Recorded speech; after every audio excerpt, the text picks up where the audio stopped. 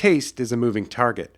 That's especially true on the catwalk, where last year's trendsetters are this year's fashion victims. Chicago designer Lara Miller knows that, at least now she does.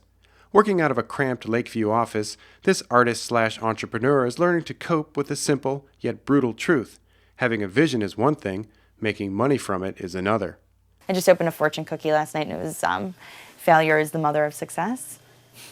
It's like, yep, every day there's a new lesson where that kind of comes into play. Initially, I was really proud of the fact that I never paid attention to styles and trends, and it was all about my concept. Now what I do is just constantly clip anything that reminds me of concepts and ideas that I'm already thinking about, but that are on trend. Miller's designs are sold in 32 boutiques in Chicago, New York, London, Tokyo, and elsewhere. That's double the number from 3 years ago when she came out of Chicago's Art Institute and opened for business. Her contemporary aesthetic, aimed at urban professionals with flair, has won awards and vaulted her into publications from Time Out to the New York Times. She's also a favorite at P45, one of Chicago's most influential fashion boutiques. But in a business that runs on buzz, you're dead unless you can stop shoppers. Hanger appeal is something, I think a lot of women shoppers off the top of their head would know exactly what I mean. You see something on a hanger and you just say, that's so cute, or I want that. The problem with my pieces, at least in the past, and hopefully we're kind of combating this issue a little bit, a piece like this, what is that really? It's very conceptual, and it's pretty on.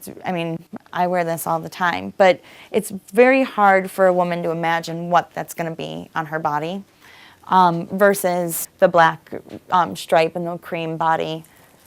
That sweater has hanger appeal. Even when designers do get it right, the economics of fashion can be as ugly as a flower-patterned pantsuit. It's all about volume. So it's all about your sales, really. And honestly, that's been what I've been trying to figure out. What's the key to actually breaking through? Because at this point, I've gotten there almost to, breaking even. But it's one hard season can totally kill you. So Miller has turned over most management duties to her studio in Manhattan, which allows her to pay more attention to her art.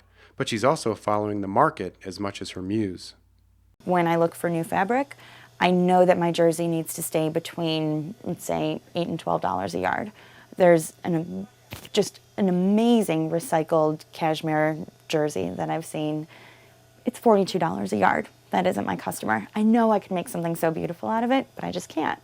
It's not what my business model is based on.